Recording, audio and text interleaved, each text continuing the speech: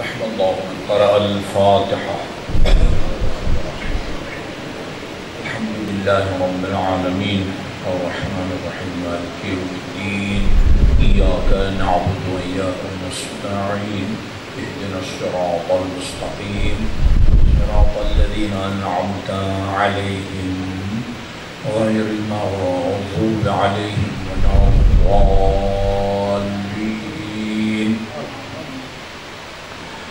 بسم الله الرحمن الرحيم.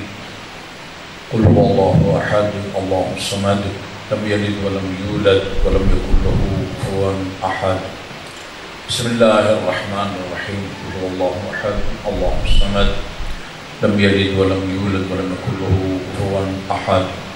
بسم الله الرحمن الرحيم. قل هو الله أحد الله الصمد لم يلد ولم يولد ولم يكن له كفوا أحد. اللهم صل على محمد وآل محمد.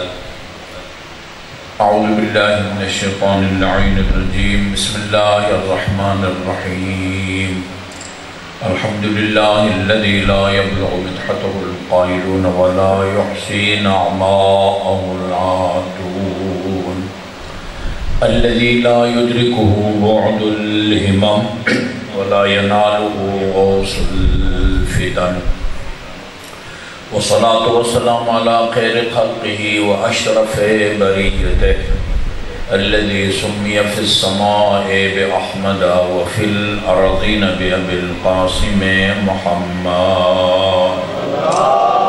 اللهم صل على محمد وآل محمد وعلى أهل بيته الطيبين الطاهرين الذين أذهب الله عنهم الرجس وطهرهم تطهيرا.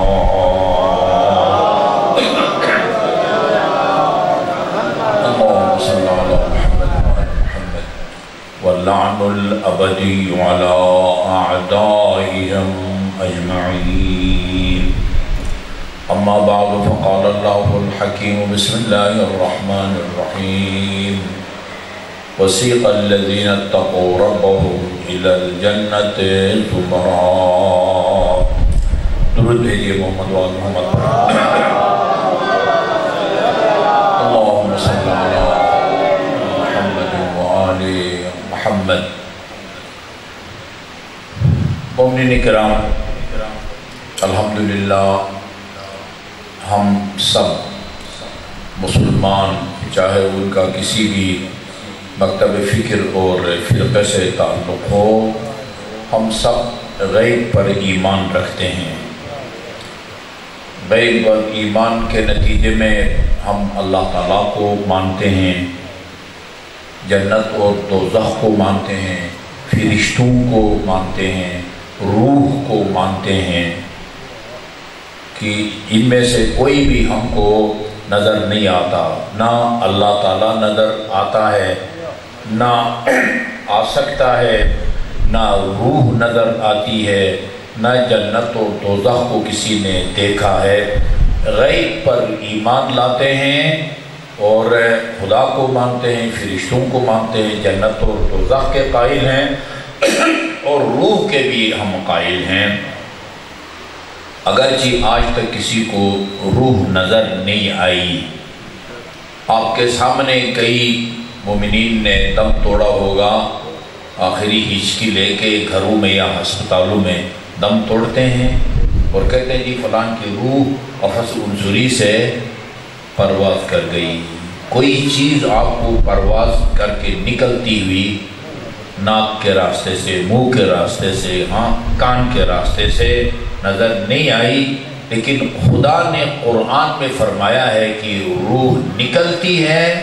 اس لیے ہم مانتے ہیں کہ روح ہے اور نکلتی ہے، جبکہ ہم نے اس کو نکلتے ہوئے دیکھا نہیں ہے. یہ جو روح ہے نا، روح خدا نے قرآن میں انسانی خلقت کے مراحل کو بیان کیا ہے. نطفہ سے انسانی خلقت کا آغاز ہوتا ہے. یہ 40 دن کے بعد وہ علقہ بنتا ہے، گاڑھے خون میں تبدیل ہو جاتا ہے. پھر 40 دن کے بعد گوشت کا لوتھڑا بنتا ہے، پھر 40 دن کے بعد اللہ تعالیٰ اس کو ہڈیوں میں تبدیل کر دیتا ہے، یہ قرآن میں اس کا بیان ہوا ہے۔ پھر ہڈیوں کو گوشت کا لباس پہناتا ہے، فَكَسَوْنَا الْعِظَامَ لَحْمًا، ہم نے اس کی ہڈیوں کو گوشت کا لباس پہنایا۔ اس کے بعد پھر کیا ہوتا ہے؟ فَأَنشَأْنَاهُ خَلْقًا آخر، پھر ہم نے اس کو ایک اور مخلوق بنا دیا۔ وہ کیا چیز ہے بھئی؟ وہ اور مخلوق کیا ہے؟ وہ کہتے ہیں اس جسم کے اندر روح کا آ جانا۔ اچھا، یہ روح دو عقیدے ہیں، دو نظریے ہیں، بات سمجھنے کی ہے۔ بعض کہتے ہیں کہ یہ جو انسان ماں کی پیٹ میں ترقی کرتا ہے نا، نطفے سے خون، پھر گوشت کا ٹکڑا، پھر ہڈیاں، پھر فلان فلان، یہی ایک ایسے ترقی کے سٹیج پر پہنچتا ہے کہ وہیں سے روح جنم لیتی ہے، وہیں سے روح جنم لیتی ہے۔ سمجھانے کے لیے عرض کر رہا ہوں، مثال اچھی نہیں ہے۔ یہ بعض پھلوں کے اندر کیڑا پیدا ہوتا ہے نا، کیڑے کے اندر جان بھی ہے، اس کی اپنی ایک روح بھی ہے۔ ہاں، وہ باہر سے کوئی جاندار کیڑا اندر نہیں جاتا، اندر ہی پیدا ہو جاتا ہے۔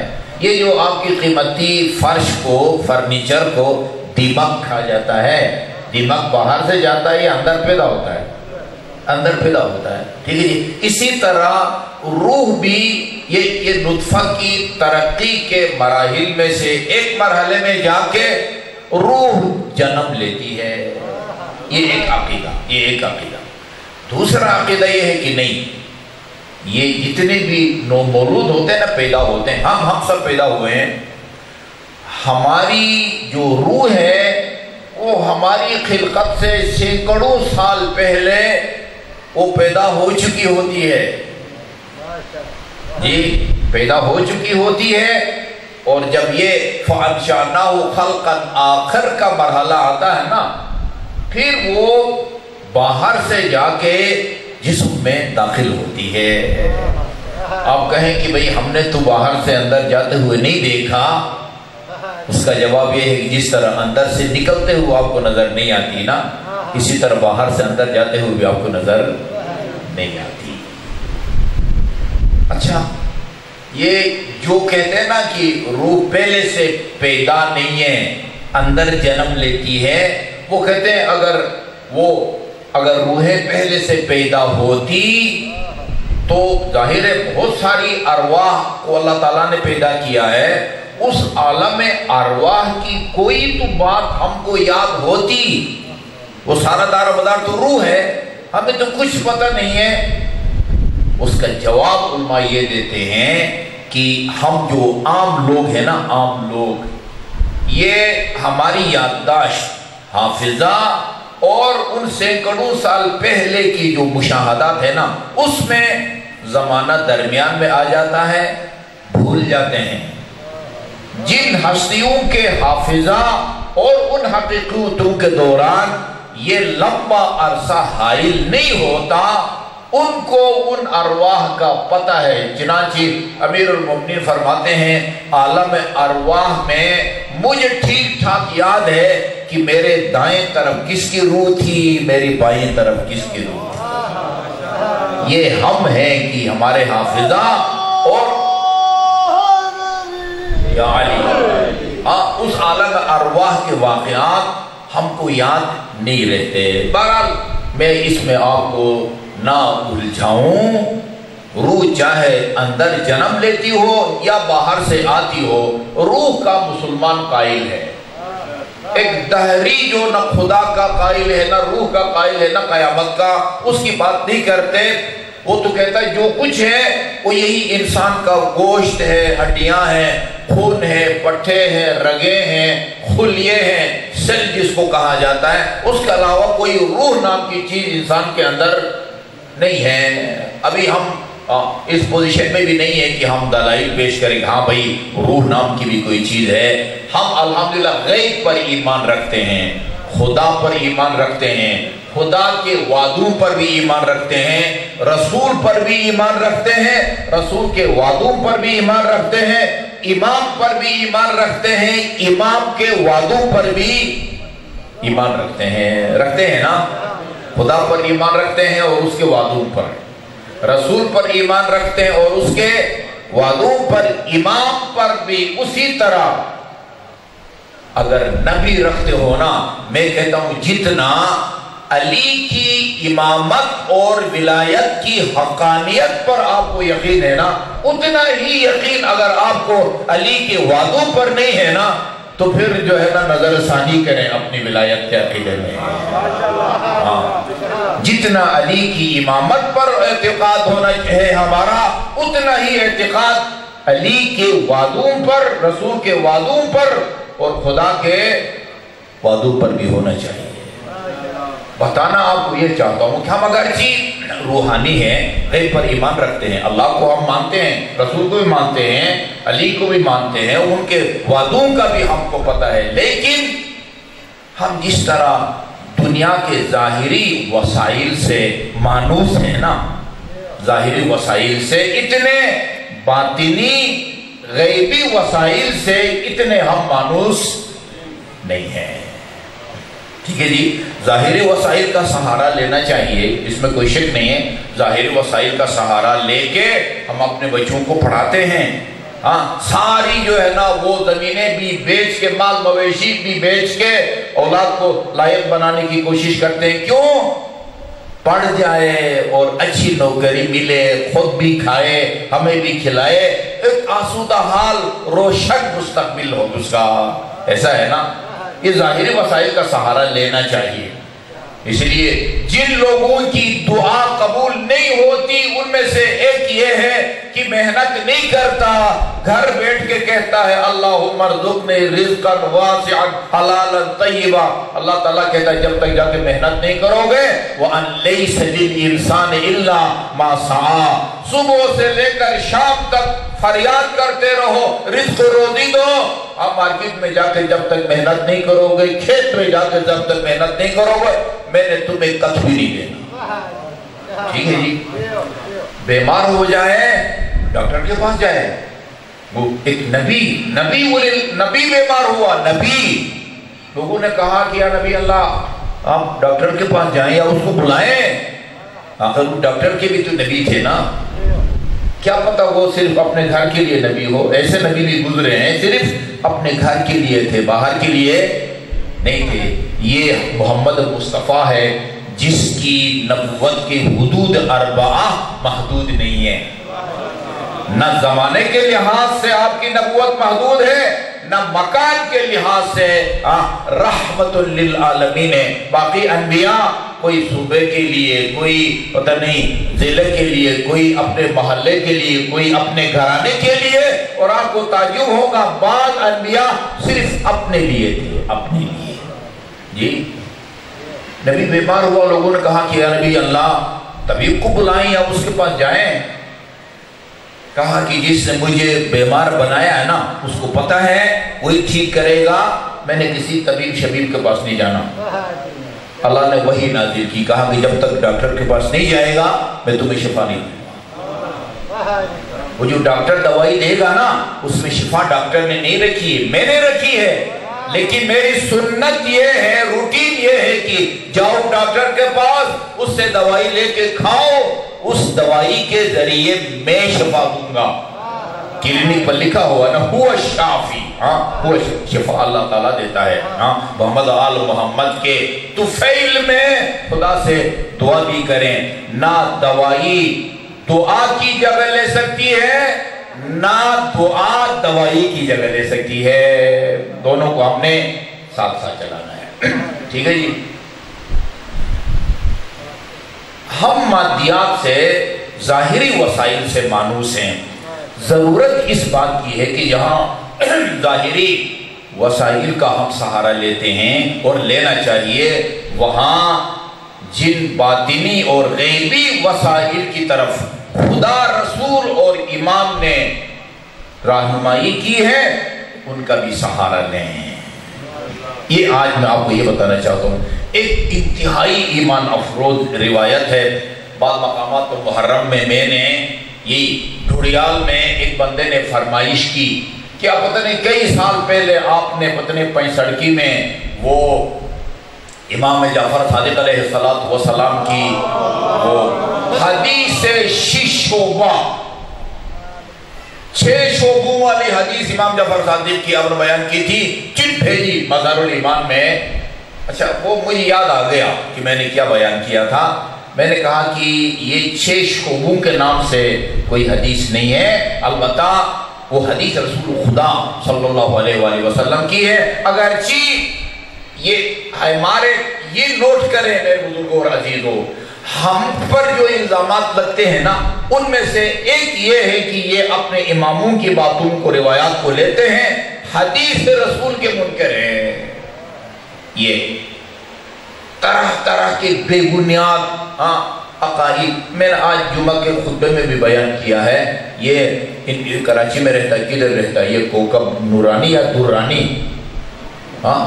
اس کی ایک کلپ سنی ہے، کہتا ہے یہ شیعہ جو ہے نا جو اپنے آپ کو شیعہ کہلاتے ہیں، ہم اپنے آپ کو شیعہ کہلاتے ہیں تو پھر آپ حقیقی شیعہ ہیں؟ یہ جو اپنے آپ کو شیعہ کہلاتے ہیں یہ امام حسین کے دن مناتے ہیں بڑے دھوم دھام سے، عشرہ مناتے ہیں، پورا عشرہ سال بھر اسی کے مصائب پڑھتے ہیں۔ امام حسن کے دن نہیں مناتے۔ بڑی سنجیدگی سے سنیے اس بات کو، امام حسن کو یہ لوگ نظر انداز کرتے ہیں اور پورا امام حسین کو سال بھر امام حسین کے دن مناتے ہیں، عشرہ مناتے ہیں، جلوس نکلتا ہے اور پتہ نہیں کیا کیا نیاز دیتے ہیں، وہ سبیل دیتے ہیں۔ کہتا ہے میں آپ کو وجہ بتاتا ہوں، اس کی وجہ کیا ہے کہ یہ امام حسن کو اتنی اہمیت کیوں نہیں دیتے جتنی امام حسین کو اہمیت دیتے ہیں؟ کہتے ہیں کہ چونکہ امام حسن مجتبیٰ نے معاویہ کے ساتھ صلح کی تھی، ان کو امام حسن کا نعوذ باللہ یہ عمل پسند نہیں ہے، اس لیے امام حسن کو نظر انداز کرتے ہیں۔ اس جاہل یا متجاہل کو یہ نہیں پتا کہ ہمارے علماء کرام نے مستقل طور پر صلح امام حسن کے بارے میں کتابیں لکھی ہیں۔ ہم امام حسن اور امام حسین دونوں کو معصوم عن الخطا امام سمجھتے ہیں، نہ امام حسن جو ہے نا وہ اللہ کی مرضی کے خلاف کوئی کام یا بات کر سکتے ہیں، نہ امام حسین۔ دوسری بات یہ ہے کہ یہ بھی اپنے دماغ میں کھوپڑی میں رکھیں، امام حسن جس طرح میرے امام تھے اسی طرح امام حسین کے بھی وہ امام تھے۔ امام حسن امام حسین کے امام تھے، ان کو یہ پسند نہیں ہے کہ انہوں نے صلح کی تھی۔ شیخ مرتضیٰ آل یاسین نجف کے ایک بہت بڑے عالم دین تھے، انہوں نے کتاب لکھی ہے صلح الحسن، اور رہبر معظم نے اپنی طالب علمی کے دوران کی ترجمہ کیا ہوگا، اس کا فارسی میں ترجمہ کیا ہے صلح الحسن۔ اس میں بتایا گیا ہے کہ کن کن شرائط پر یہ صلح ہوئی، ان شرائط پر اگر عمل ہوتا تو کیا ہوتا، اور اب جب نہیں ہوا تو کیا ہونا چاہیے تھا جو نہیں ہوا۔ بات سمجھ آ رہی ہے؟ یہ اس کے اندر جو ہے نا وہ لکھا ہوا ہے۔ آج میں نے جمعہ کے خطبے میں عرض کیا کہ یہ امام حسن کا معاملہ اور امام حسین کا معاملہ، ان کی شہادت کا واقعہ اور ان کی شہادت کا واقعہ، ان دونوں میں فرق ہے۔ کائنات کی ہر مخلوق نے امام حسین کا دن منایا ہے، کائنات کی ہر مخلوق نے۔ میں نے وہاں کافی حوالے دیے، ابن حجر کے بھی حوالے دیے، طبقات ابن سعد کے بھی حوالے دیے۔ ان میں سے ایک عالم دین کہتا دیکھو یہ جو مشرق کی سرخی ہے نا، مشرق کی سرخی میں ذمہ داری سے کہتا ہوں، ایسے نامور علماء کرام کے یہ الفاظ ہیں کہ جن کو نظر انداز نہیں کیا جا سکتا ہے۔ امام حسین کی شہادت سے پہلے یہ مشرق کی سرخی نہیں تھی، یہ آسمان کے رونے کی نشانی ہے۔ وہ کہتے ہیں کہ انسان کو جب غصہ آتا ہے نا، غصہ اس کا چہرہ سرخ ہو جاتا ہے۔ انسان جب غضبناک ہوتا ہے تو انسان کا چہرہ سرخ ہو جاتا ہے۔ حسین کی شہادت پر اللہ تعالیٰ غضبناک ہوا اللہ کا جسم نہیں ہے، نہ اللہ کا خون ہے، نہ اس کا چہرہ ہے، نہ اس کا رنگ بدلتا ہے، نہ اس کی صحت بدلتی ہے، نہ اس میں حرکت و سکون ہے۔ اللہ کے غضب کے آثار کائنات میں یہ آسمان کی شفق پر جو ہے نا منمودار ہوا ہے۔ ہاں وہ اللہ تعالیٰ بھی امام حسن کو پسند نہیں کرتا تھا نعوذ باللہ، اس لیے کہ انہوں نے وہ امیر شان سے جو ہے نا وہ سنا کی تھی۔ یہ کس طرح کی جاہلانہ باتیں کرتے ہیں۔ مکتب اہل بیت کے ابجد الف با سے آگاہی نہیں ہے اور بیٹھ کے مکتب اہل بیت کو تنقید کا نشانہ بناتے ہیں۔ ہاں یہ امام حسین حسن کا دل حسین کی طرح اس لیے نہیں بناتے کہ ان کو امام حسن کا یہ عمل جو ہے نا وہ پسند نہیں ہے۔ مجھے آپ بتائیں جس طرح رسول خدا امام حسین کی شہادت سے پہلے اور ولادت کے فوراً بعد روئے، اصحاب بھی روئے، اسی طرح امام حسن کے بارے میں روئے ہیں رسول خدا۔ کوئی روایت نہیں کہتی کہ جس طرح امام حسین کو ولادت کے فوراً بعد جہاں جبرائیل امین کی قیادت میں فرشتے آ کے رسول خدا کو نواسے کی ولادت کی مبارکباد پیش کرتے ہیں، جہاں مبارکباد وصول کرتے ہیں وہاں ساتھ ساتھ روتے بھی ہیں۔ یا رسول اللہ یہ نواسے کی ولادت کے موقع پر رو رہے، فرمایا ابھی جبریل نے یہ خبر بھی دی ہے کہ میرے اس نواسے کو میری امت کے لوگ قتل کریں گے۔ امام حسن کو بھی ظاہر سے شہید کیا جائے اس کو بھی پتا ہے، لیکن اس طرح دن منایا ہے۔ امام حسین کی ولادت کے 1 سال کے بعد، آپ کے ہاں بچہ ہو جائے، ولادت کا 1 سال گزر جائے، آپ سالگرہ مناتے ہیں نا، کیک کاٹتے ہیں نا، آپ کے دوست ہدیے گفٹ لے کے آتے ہیں نا بچے کے لیے۔ امام حسین کی ولادت کے 1 سال کے بعد رسول خدا مسجد میں جمع ہوتے ہیں، آسمان سے فرشتے آتے ہیں اور رسول خدا مسائل بھی پڑھتے ہیں، دار دار خود بھی پڑھتے وہ روتے ہیں اور صحابہ کرام بھی روتے ہیں۔ امام حسن کے بارے میں کوئی ایسا کام کیا ہے رسول خدا نے؟ یعنی امام حسن کو بھی رسول خدا نے نظر انداز کیا اس لیے کہ انہوں نے صلح کی تھی؟ یہ کیا ہے وہاں حماقت کی باتیں ہو رہی ہے؟ پر تو درود بھیجے محمد وآل محمد پر، اللہم صلی علی محمد۔ اچھا جی، وہ حدیث میں نے آپ کو سنا رہا تھا کہ من جملہ ہم پر جو الزامات لگتے ہیں یہ حدیث پیغمبر کے منکر ہیں۔ امام زمان سے لے کر امیر المومنین تک ہمارے 12 اماموں نے جو کچھ کہا ہے وہ اپنی مرضی سے نہیں کہا۔ جو بات اللہ جبرائیل کو بتاتا تھا، جبرائیل رسول خدا کو، وہی بات علی کو، علی حسن کو، حسن حسین کو، حسین، یہ سلسلہ ان کا چلتا ہے۔ لہذا ہم حدیث، اسی لیے شیخ محسن صاحب نے بہت پابند کیا ہے ہادی ٹی وی کے سٹاف کو، وہ جو اس کے نیچے پٹی آتی ہے نا، پٹی جس میں احادیث ہیں، وہاں لکھو لازمی طور پر حدیث بروایت امام جعفر صادق، حدیث بروایت امام موسیٰ کاظم، حدیث بروایت امام محمد باقر، تاکہ مخالفین کا منہ بند ہو جائے اور یہ گنجائش نہ رہے کہ حدیث کے منکر ہیں۔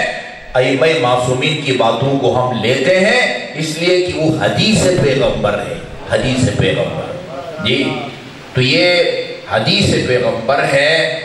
آپ سے کسی نے پوچھا، میں جلدی جو ہے نا یہ کوئی 6 چیزیں بیان کر کے آگے جو آیت پڑھی ہے اس کے بارے میں جو عرض کر سکوں گا وہ عرض کروں گا۔ ایک آدمی نے آ کے، میں نے آپ کو سامنے کیا عرض کرنا ہے، جہاں اپنے کسی مقصد تک پہنچنے کے لیے ہم ظاہری وسائل کا سہارا لیتے ہیں، وہاں غیبی جو وسائل ہیں جن کی نشاندہی خدا نے، رسول نے اور امام نے کی ہے، ان کا بھی سہارا لیں۔ غیبی وسائل کو نظر انداز نہ کریں، نہ ظاہری اور مادی وسائل کو نظر انداز کریں، دونوں کو ساتھ ساتھ چلانا ہے۔ جی عربی نے آ کے کہا، یا رسول اللہ علمنی عملا اذا عملتہ احبنی اللہ و احبنی المخلوق۔ بہت ایمان افروز روایت ہے، دنیا اور آخرت دونوں کی سعادت کا راز اس حدیث میں رسول خدا نے بیان فرمایا ہے۔ اس عربی نے کہا کہ ایک عمل مجھے سکھائیں، وہ عمل میں کروں تو اللہ بھی مجھ سے محبت کرے، اس کی مخلوق بھی مجھ سے محبت کرے، اور وَأَن يُسْرِ اللَّهُ مَالِي، اللہ مجھے مالدار بھی بنا دے، امیر بھی بن جاؤ اس عمل کے نتیجے میں، اور وَأَن يَصِحَّ بَدَنِي، صحت مند بھی رہوں، وَأَن يُطَوِّلَ اللَّهُ عُمْرِي، اللہ تعالیٰ مجھے لمبی عمر بھی دے، اور کتنا سیانہ آدمی ہے یہ، اور وَأَن يَحْشُرَنِي اللَّهُ مَعَكَ يَوْمَ الْقِيَامَةِ، جنت میں اللہ تعالیٰ آپ کے جوار اور پڑوس میں جگہ بھی دے۔ ایسا عمل جس سے خدا بھی محبت کرے، اس کی مخلوق بھی مجھ سے محبت کرے، امیر بھی بنوں، صحت مند بھی رہوں، لمبی عمر بھی نصیب ہو، اور آخرت میں آپ کے جوار میں جگہ ملے، جنت میں کسی عام کلاس میں نہیں۔ ان یحشرک اللہ معی، ان یحشرنی اللہ معک فی الجنہ، جنت میں آپ کے جوار میں خدا مجھے جنت دے، جگہ دے۔ رسول خدا نے فرمایا دیکھو تمہاری 6 خواہشیں ہیں، خدا محبت کرے، اس کی مخلوق محبت کرے، صحت مند رہوں، یہ لمبی عمر نصیب ہو، اور مالدار بنو، اور جنت میں آپ کی جگہ، آپ کی جوار میں جگہ ملے۔ فرمایا یہ تمہاری 6 خواہشیں ہیں، ان 6 خواہشوں میں سے ہر خواہش کے لیے ایک ایک کام کرنا پڑے گا، ایک عمل کے نتیجے میں یہ تیری 6 خواہشیں پوری نہیں ہوں گی۔ یہ جو 6 کام ہے نا، کسی کام کا آسان یا مشکل ہونا جو ہے نا، یہ نسبی ہے۔ کیا مطلب؟ یعنی ایک ہی کام کسی کے لیے آسان ہوتا ہے، وہی کام دوسروں کے لیے مشکل ہوتا ہے۔ نماز کے بارے میں قرآن میں ہے وَإِنَّهَا لَكَبِيرَةٌ إِلَّا عَلَى الْخَاشِعِينَ، یہ نماز جو ہے نا پہاڑ کی طرح بھاری لگتی ہے، مگر ان لوگوں کے لیے جو خاشع ہیں، متواضع ہیں، ان کے لیے نماز کوئی بوجھ نہیں ہے، ان کو نماز پڑھے بغیر سکون نہیں ملتا۔ میں ایک مستند خطیب کی گفتگو سن رہا تھا، آیت اللہ قاضی گزرے ہیں، امام کمینی رحمۃ اللہ علیہ کے وہ استاد تھے، وہ کہا کرتے تھے کہ انسان اس وقت تک مکلف ہے، جواب دہ ہے، نماز واجب، روزہ واجب، زکوٰۃ واجب، حج وغیرہ، جب تک وہ زندہ ہے، جب تک زندہ ہے یہ کام واجب، یہ کام واجب، یہ کام واجب، یہ کام حرام، یہ کام حرام، یہ کام حرام۔ ادھر آنکھ بند ہوئی، بندہ پھر جواب دے نہیں ہے،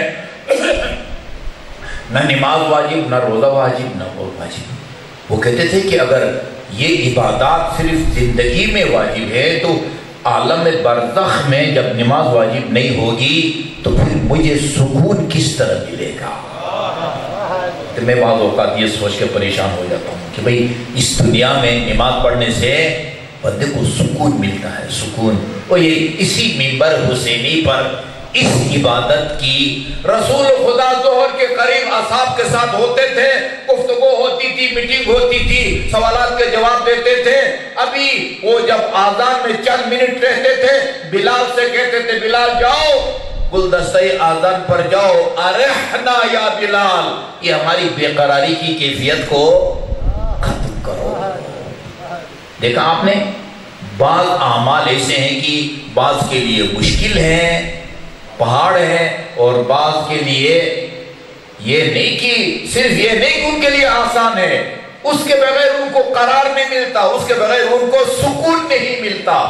یہ جو اعمال آپ کے سامنے بیان کروں گا نا، یہ بھی کسی کے لیے آسان ہے، بہت آسان ہے، اور کسی کے لیے پہاڑ سے بھی زیادہ بھاری ہے۔ فرمایا اذا اردت ان یحبک اللہ، تو خدا کا محبوب بننا چاہتا ہے، تو یہ چاہتا ہے خدا تجھ سے محبت کرے، فتقہ، اپنے اندر تقوی الہی اختیار کرو، خدا تجھ سے محبت کرے گا۔ محبوب خدا بننا بہت بڑا اعزاز ہے۔ خدا کا محب بننا آسان ہے، خدا کا محبوب بننا یہ بہت مشکل ہے. کسی بھی بندے خدا کو اللہ تعالیٰ کے احسانات اور اس کی نعمتوں کی طرف آپ متوجہ کریں گے نا، خدا نے تمہیں یہ نعمت دی ہے، یہ نعمت دی ہے، یہ نعمت دی ہے، اس کے احسانات کی طرف متوجہ کریں گے. انسان فطری طور پر محسن دوست ہوتا ہے.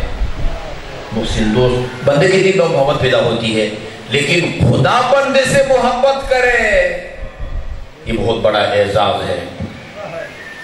رسول خدا صلی اللہ علیہ وسلم نے امیر المومنین کو ایک جنگ کے لیے بھیجا جس میں رسول خدا خود نہیں گئے تھے. امیر المومنین کی قیادت میں لشکر اسلام کو بھیجا جس میں رسول خود نہ گئے ہوں. ان کو سریہ کہتے ہیں. سریہ وہ یہ لوہے والا سریہ نہیں جو آپ لنٹر میں ڈالتے ہیں.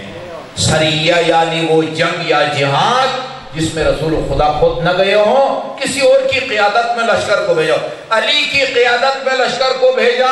جنگ سے فارغ ہو کے 30 دن یا 40 کے دن کے بعد جب واپس آیا، رسول خدا نے لشکر والوں سے پوچھا کہ بھائی سناؤ بھائی، علی کی قیادت اور کمان کیسا تھا؟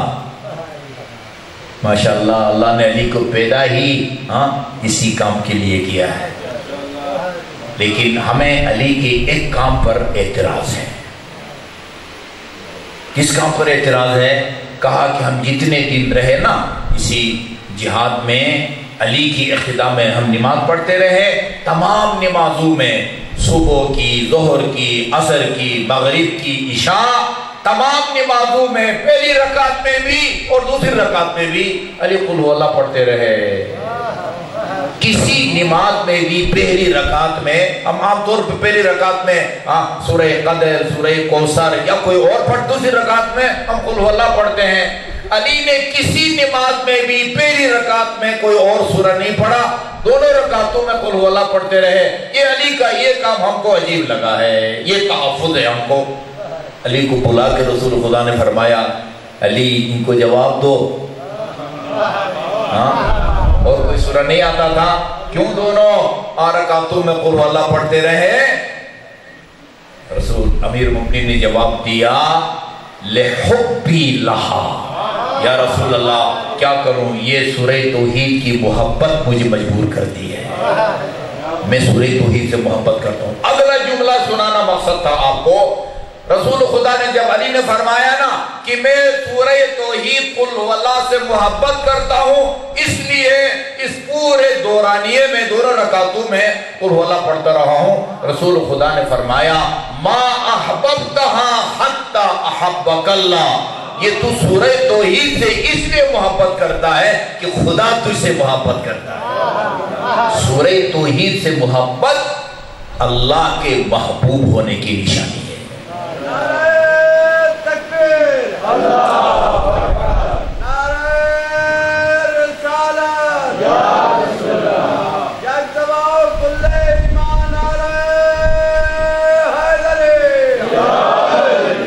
اچھا جی، تو فرمایا کہ اگر تم محبوب خدا بننا چاہتا ہے تو تقوی الہی اختیار کرو. جی یعنی اگر آپ متقی بنیں تو خدا آپ سے محبت کرتا ہے. تو جو امام المتقی ہو جی خدا اس سے کتنی محبت کرتا ہوگا. یہی وجہ ہے کہ جب جنگ خیبر میں روانہ کیا علی کو نا، فرمایا یہ علم کل اس مرد کو دوں گا جو کرار ہوگا، فرار نہیں ہوگا. یحب اللہ ورسولہ، یہ خدا اور رسول سے محبت کرتا ہوگا اور خدا اور رسول اس سے محبت کرتے ہوگا. یہ تقوی الہی اختیار کرو، خدا تم سے محبت کرے گا. اچھا تم یہ چاہتے ہو خدا کی مخلوق تجھ سے محبت کرے. عجیب یہ ہے کہ انسانوں کا ذکر نہیں ہے.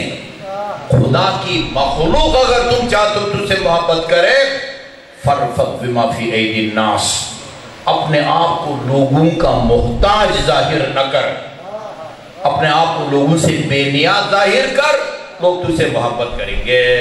میں ان کی وضاحت نہیں کرتا ہے. وَإِذَا أَرَدْتَ أَن يَسِحَّ أَن يُسْرِيَ اللَّهُ مَالَكَ، امیر بننا چاہتا ہے فَزَكِّرْ، جو مال اللہ نے تمہیں دیا ہے نا جس میں زکوٰۃ واجب ہوتی ہے، اس کی زکوٰۃ ادا کر، اللہ تعالیٰ تجھے ثروت مند بنا دے گا. خاتون جنت نے جہاں نماز کا فلسفہ، روزے کا فلسفہ، حج کا فلسفہ بیان کیا ہے، وہاں زکوٰۃ کا فلسفہ بیان کیا ہے۔ دو، ایک خدا نے زکوٰۃ کو فرض قرار دیا تاکہ روح کی تطہیر ہو جائے، روح کی، دوسرا تاکہ زکوٰۃ کی ادائیگی کے نتیجے میں آپ کے مال و دولت میں اضافہ ہو جائے۔ یہ غیب پر ایمان لائے بغیر آدمی یہ کام نہیں کر سکتا۔ بھائی اتنی 2، 4، 8، 10 بوریاں گھر سے نکل رہی ہیں تو مال میں اضافہ کیسا ہوگا؟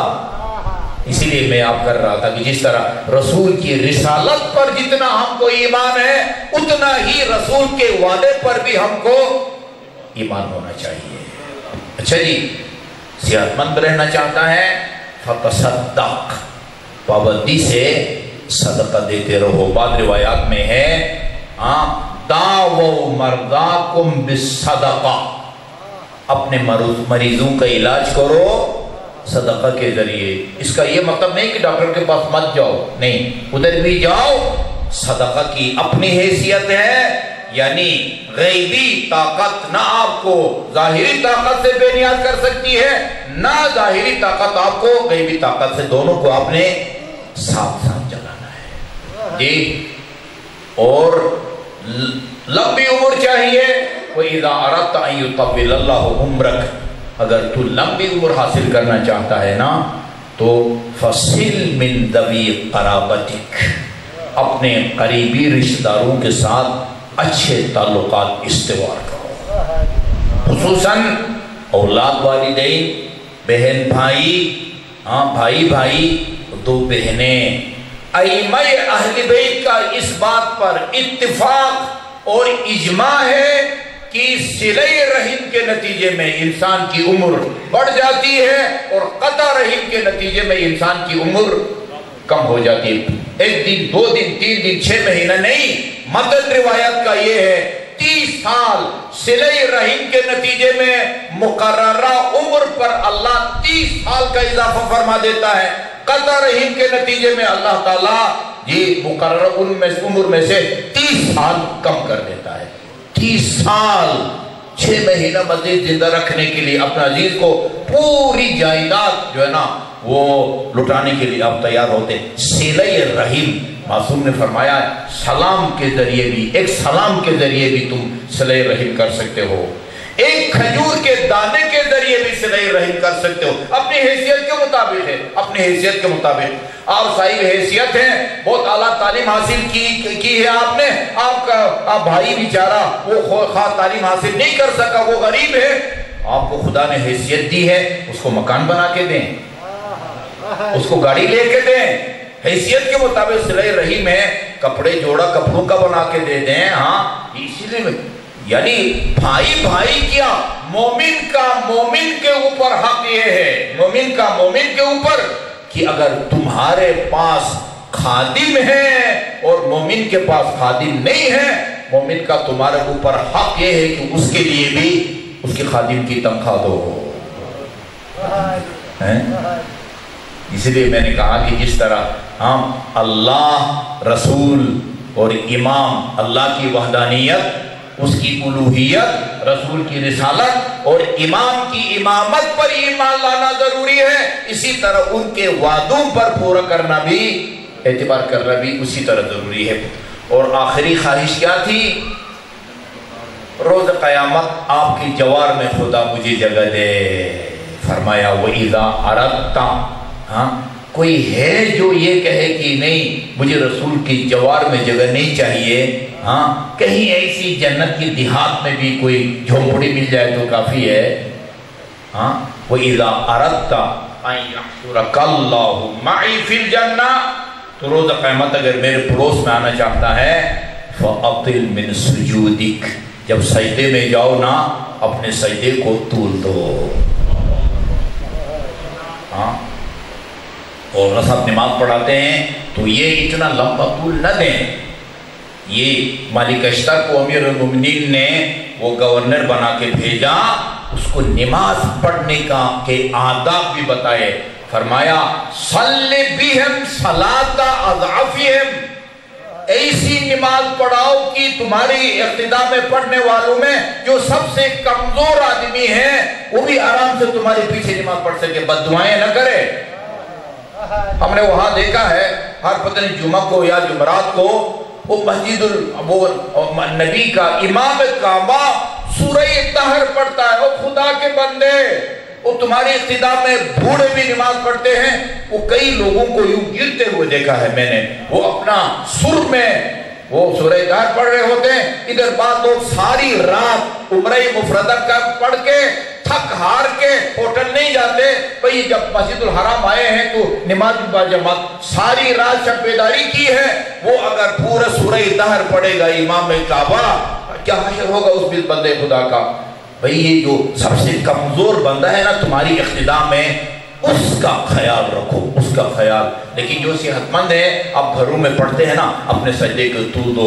ایک شخص کہتا ہے میں نے امام حسین کو نماز پڑھتے ہوئے دیکھا، 60 مرتبہ سجدے کا ذکر دہرایا۔ سید الشہداء نے سبحان ربی الاعلی و بحمدہ، سبحان ربی الاعلی و بحمدہ، اپنے سجدے کو طول دو۔ انس بن مالک تقریباً 7-8 سال رسول خدا کی خدمت کی اس نے، انس بن مالک، لیکن اس سے ایک زیادتی یہ ہوئی کہ اس نے امیر المومنین کی بیعت نہیں کی، ٹھیک ہے جی، لیکن یہ واقعہ ہے وہ میں آپ کو سنانے لگا ہوں۔ اس نے رسول خدا نے اس کو بلایا اور بلا کے کہا دیکھو تم نے اتنا عرصہ ہماری خدمت کی ہے، میں تمہاری اس خدمت کا کوئی صلہ انعام دینا چاہتے ہو، میں جاتا ہوں، مانگو، کیا مانگتے ہو؟ رحمت للعالمین پیشکش کر رہے ہیں کہ جو تم مانگو منہ مانگا معاوضہ میں تمہیں دینا چاہتا ہوں، یا صلہ۔ یہ بھی بڑا ہوشیار تھا، کہا یا رسول اللہ 1 دن کی مہلت دے دیں، کل بتاؤں گا کہ یہ 7 یا 8 سال کی خدمت کا مجھے کیا صلہ چاہیے۔ دوسرے دن آیا، رسول خدا نے فرمایا ہاں جی کیا فیصلہ کیا ہے، کیا دوں؟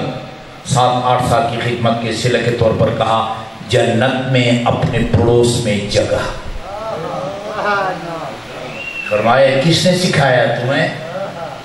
کہا یار تو کس نے نہیں سنا ہے، میں نے خود سوچا جو مانگوں گا، اولاد مانگوں گا، ہمسر مانگوں گا، مال و دولت مانگوں گا، اس دنیا کی جو چیز بھی مانگوں گا وہ آخرت تک ختم ہو جائے گی، فنا ہو جائے گی۔ رحمت للعالمین جب اتنی بڑی پیشکش کر رہے ہیں تو پھر کیوں نہ کوئی ایسی نعمت مانگو جس کو کبھی زوال نہ آ سکے۔ اور سب سے بڑی نعمت کیا ہے آپ کی جوار میں؟ اچھا آپ نے فرمایا میں یہ صلہ تمہیں دوں گا، اپنی جوار میں جنت میں جگہ دلاؤں گا، لیکن تمہیں بھی ایک کام کرنا پڑے گا، تھوڑی سی میری مدد تمہیں کرنی پڑے گی۔ کیا کروں یا رسول اللہ؟ 7 سال خدمت کی ہے اور کیا کروں؟ کہا جب نماز پڑھو نا اپنے سجدے کو طول دو، اگر میں جانوں تو تمہاری جنت میں مقام جانے۔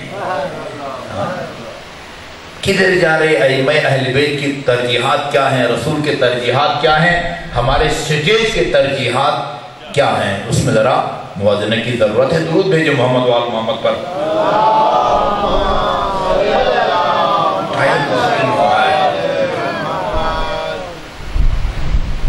قرآن کی 2 آیتیں ہیں، 2 آیتیں انہوں نے ہمارے مفسرین کو مشکل میں ڈال دیا ہے۔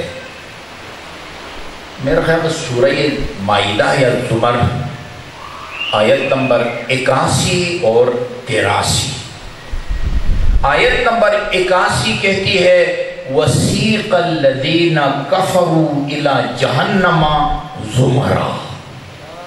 سیقا یوں دھکیل کے نا یا کھینچ کے لے جانے کو کہتے ہیں، عربی میں ڈرائیور کو سائق کہتے ہیں، عرب ممالک میں ڈرائیور کو سائق کہتے ہیں کیونکہ وہ گاڑی کو کھینچ کے گھسیٹ کے لے جاتا ہے، ہانک کے لے جاتا ہے، جو لفظ بھی آپ استعمال کریں۔ وَسِيقَ الَّذِينَ كَفَرُوا إِلَى جَهَنَّمَ زُمَرًا، کفار کو اجتماعی طور پر گروہ در گروہ جہنم کی طرف گھسیٹ کے یا ہانک کے لے جایا جائے گا۔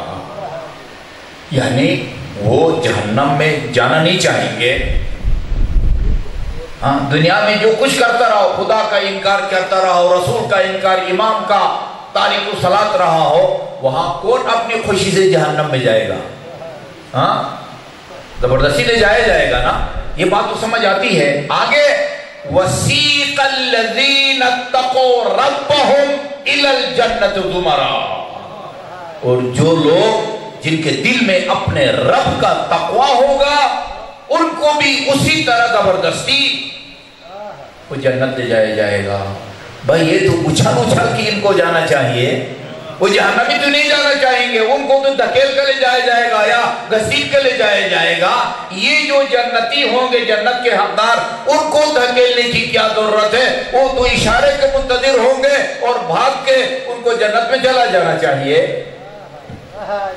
میں ایک دفعہ یا نجف گیا تھا یا کوئی کلپ سنی آیت اللہ بشیر بر صغیر کے لیے قابل فخر ہیں. ہاں آپ کو پتہ ہے جب کوئی کاروان جاتا ہے نا غواروں کا، ٹھیک ٹھاک واعظ و نصیحت بھی کرتے ہیں، فضائل بیان کرتے ہیں اور مکمل طور پر ٹھیک ٹھاک وہ خطیب بھی ہیں. ہاں وہ مسائل بھی پڑھتے ہیں. اور ابھی چند دن پہلے میں نے وہ ایک خطیب سے کامل الزیارت کا حوالہ بھی سنا ہے. کامل الزیارت کے اندر بھی ہے. کیا مطلب ہے اس کا؟ بھئی جہنمیوں کو زبردستی لے جائے گا جہنم میں، اجتماعی طور پر گروہ در گروہ. وہ جنتیوں کو زبردستی جنت لے جانے کا کیا مطلب ہے؟ وہ کہتے ہیں اس کی وجہ یہ ہے کہ یہ جو جنت کے حقدار ہوں گے نا انشاءاللہ آپ حضرات قیامت میں روز محشر میدان محشر میں ان کو امام حسین کی زیارت نصیب ہوگی. ابھی تو جب قبر کی زیارت کرتے ہیں نا، خود نواز پیغمبر کی زیارت ہوگی، خود نواز پیغمبر کی. جس طرح میں اور آپ ایک دوسرے کو دیکھتے ہیں، میدان محشر میں امام حسین کی زیارت ہوگی.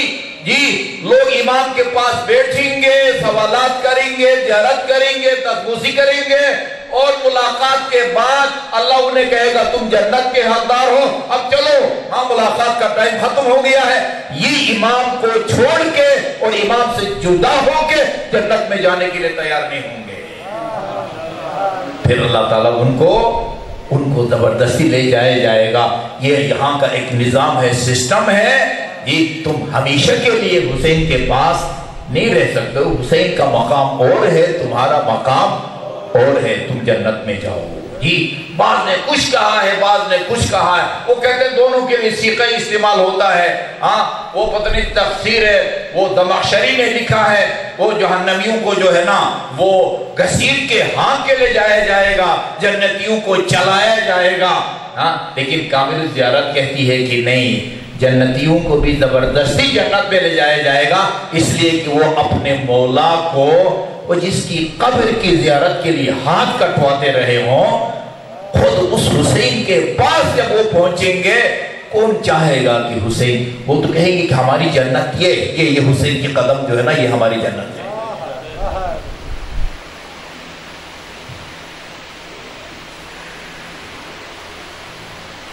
امام جعفر صادق علیہ السلام جو زیارت اربعین ہے نا، زیارت اربعین وہ امام جعفر صادق علیہ السلام کا کلام ہے.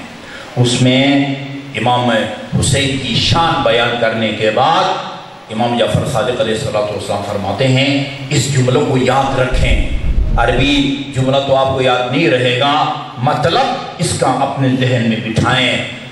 امام جعفر صادق اللہ سے مخاطب ہو کے فرماتے ہیں وَبَذَلَ مُحْجَتَهُ فِيكَ، میرے مالک حسین نے، میرے مظلوم جد نے اپنی جان کی قربانی پیش کی تیری بارگاہ میں. کس مقصد کے لیے؟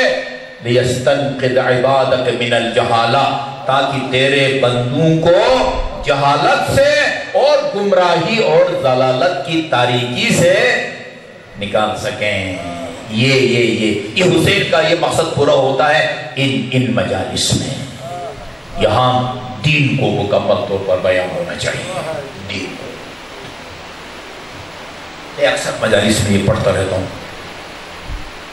شیخ جعفر ششتری گزرے ہیں، ایک بہت بڑے آیت اللہ بھی تھے، ایک باعمل خطیب تھے. باعمل خطیب ان کی ایک کتاب امام حسین کے بارے میں ہے الخصائص الحسینیہ، وہ خصوصیات جن سے اللہ تعالیٰ نے امام حسین کو نوازا ہے، کسی اور کو اللہ تعالیٰ نے ان خصوصیات سے نہیں نوازا۔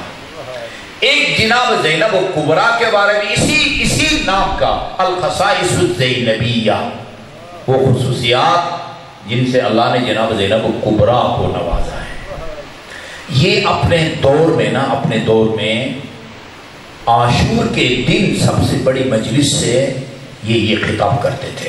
عاشور کربلا میں 2 مجلسیں ہوتی ہیں، ایک مقتل کے نام سے، ایک عالم دین متقی پرہیزگار، پورا واقعہ کربلا مقتل 3-3.5 گھنٹے لگتے ہیں، 72 شہداء کی شہادت پڑھتا ہے وہ بندہ۔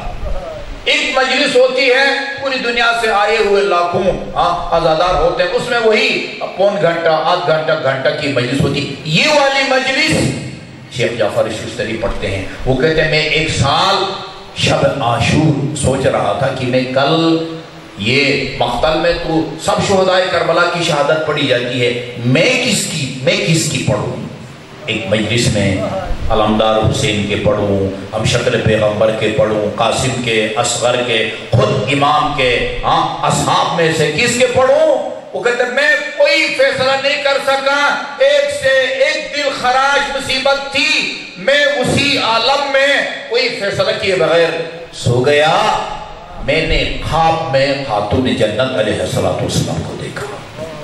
بی بی نے فرمایا شیخ جعفر تو اگر مجھے خوش کرنا چاہتا ہے نا تو کسی کی شہادت نہ سنا، عزاداروں کو میرے بیٹے کے آخری وداع کے مسائل عزاداروں کو سنا کہ کس طرح آپ نے وداع کیا ہے۔ 3 دفعہ وداع کیا ہے، میرے اور آپ کے مظلوم امام نے پہلی دفعہ وداع کیا ہے، جا کے لڑے ہیں، دشمن سے واپس آ گئے ہیں، دوبارہ لڑے ہیں، مجروح حالت میں واپس آئے ہیں، اور تیسری دفعہ جب الوداع کے لیے تشریف لے گئے، سب سے پہلے جناب سجاد کے خیموں میں گئے۔ امام سجاد فرماتے ہیں میرے بابا، میں بستر علالت پہ تھا، میرے بابا مجھ سے خدا حافظی کے لیے آئے، جیسے ہی وہ خیمہ کا وہ پردہ ہٹایا، میں نے دیکھا میرے بابا کا بدن سر سے لے کر پاؤں تک خون میں ڈوبا ہوا تھا، اپنی آنکھوں سے میں نے دیکھا۔ اور جب بات کرتے تھے، جب سانس لیتے تھے، بدن پر موجود تلواروں، تیروں اور نیزوں کے زخموں سے خون کے فوارے جو ہے نا وہ خون ابلتا تھا۔ سجاد کو خدا حافظ کیا، اور خدا حافظ کرنے کے بعد وہ سلام کے دل خراش جملے یا زینبو ویا سکینتو ویا رقیتو علیکن من السلام، سب کو رخصت کر کے اسب وفادار ذوالجناح پر سوار ہوتے ہیں۔ پہلی دفعہ یہ ذوالجناح ایک اشارے سے چل پڑا تھا، دوسری دفعہ بھی ابھی امام اس کو چلانا چاہتے ہیں لیکن وہ خلاف توقع قدم نہیں اٹھاتا۔ ایک مرتبہ نظر پڑی، وہ سینے پہ سونے کی آدھی بچی، وہ گھوڑوں سے قدموں سے لپٹی ہے اور بابا سے ایک سوال کرتی ہیں۔ وہ دیکھتی ہے جو گیا وہ واپس نہیں آیا، چچا عباس گئے واپس نہیں آئے، اکبر گئے واپس نہیں آئے، قاسم، اصحاب، فرماتی ہیں ابتا استسلمت للموت، آپ بھی چل کے موت کی طرف جا رہے ہیں؟ فرمایا کیف لا یستسلم للموت من لا ناصر لہ ولا معین، بیٹی سکینہ جس کا کوئی ناصر و مددگار نہ بچا ہو اس دنیا میں، وہ موت کی طرف جا سکتا ہے۔ عجیب معصومانہ فرمائش کی، اذن ردنا الی مدینۃ جدنا، اگر آپ جا ہی رہے ہیں ہمیں نانا کا مدینہ پہنچانے کی کوئی سبیل کریں۔ فرمایا لو ترک القطع لنام، نانا کی امت نے اگر مدینہ میں چین سے رہنے دیا ہوتا میں تمہیں اس پہ آب و گیا صحرا میں لے کے نہ آتا۔ بابا کا یہ کلام سن کے جب آپ نے رونا شروع کیا، پھر امام نے وہ مرثیہ پڑھا۔ مجھے یاد ہے پنڈی سدلائے ٹون میں شہید قائد نے ایک مجلس پڑھی تھی اور یہ امام کا مرثیہ پڑھا تھا، یا اپنی بیٹی سے خطاب کر کے فرمایا سیطول بعدی یا سکینۃ فعلمی منک البکاء اذا الحمام دہانی، بیٹی سکینہ ابھی نہ رو، ابھی تیرے رونے کے بہت دن باقی ہیں۔ لا تحرقی قلبی بدمعک حسرتاً، یہ اپنے رونے کی آواز سے بابا کی جگر کو کباب نہ کر۔ فَإِذَا قُتِلْتُ فَأَنْتِ أَوْلَى بِالَّتِي تَأْتِينَهِ یا خیرۃ النسوانی، ہاں بابا کی شہادت کے بعد سب سے زیادہ رونے کی حقدار تو ہے۔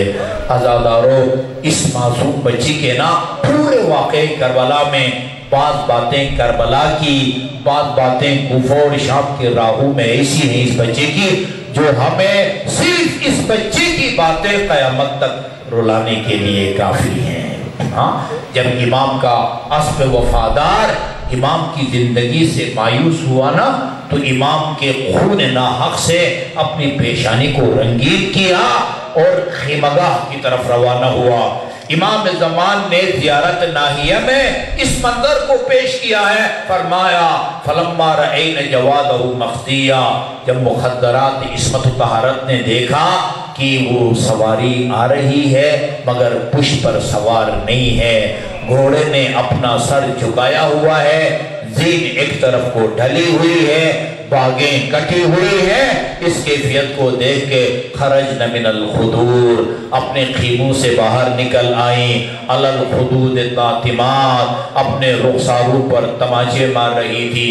ہذہ تنادی و ابا، کوئی خاتون بابا بابا کر کے پکار رہی تھی، وہذہ تنادی و اخا، اور کوئی بھائی بھائی کر کے پکار رہی تھی۔ جناب سکینہ 7 تاریخ سے پیاسی تھی یہ بچی، اس بچی کو اپنی پیاس بھول جاتی ہے اور زلجنا کے لگام میں ہاتھ ڈال کے زلجنا سے ایک سوال کیا، یا جواد ابی، اے میرے بابا کے اسب وفادار، تمہیں خبر ہے میرے بابا 3 دن کے بھوکے اور پیاسے تھے، یہ بتا اسقی ابی ام قتل عطشانا، ان اشقیاء نے وقت آخر میرے بابا کو ایک گھونٹ پانی کا پلایا یا پیاسے شہید کر دیے گئے۔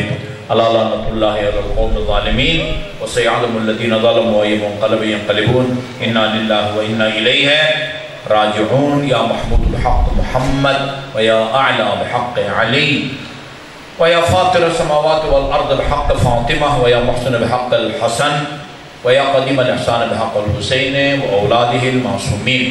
خدا بحق محمد و آل محمد، جو مومنین مومنات پریشان حال ہیں ان کی پریشانیوں کو دور فرما، جو مومنین مومنات مریض ہیں، خصوصاً ایک بچی جس کا کل کہ گردے کی تبدیلی کا آپریشن ہونے والا ہے، ہبا زہرا، اسی طرح ایک بچی عفت بطول ہے، اور جو مومنین مومنات ہمارے ٹرسٹی ہیں احمد نواب مرزا صاحب اور بعض مومنین جو اس کورونا کی 5ویں لہر سے متاثر ہیں، خدایا ان سب کو شفائے کامل اور عاجل عطا فرما، اپنے روزگار مومنین مومنات کو رزق حلال سے مالا مال فرما۔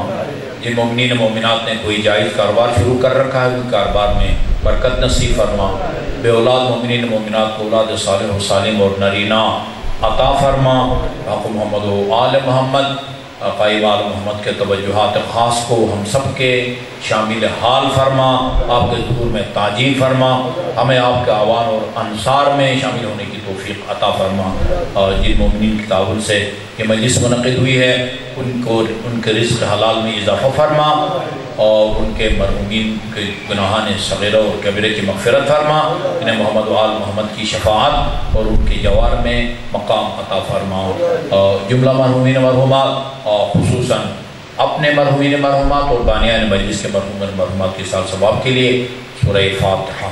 بسم اللہ الرحمن الرحیم، الحمدللہ رب العالمین۔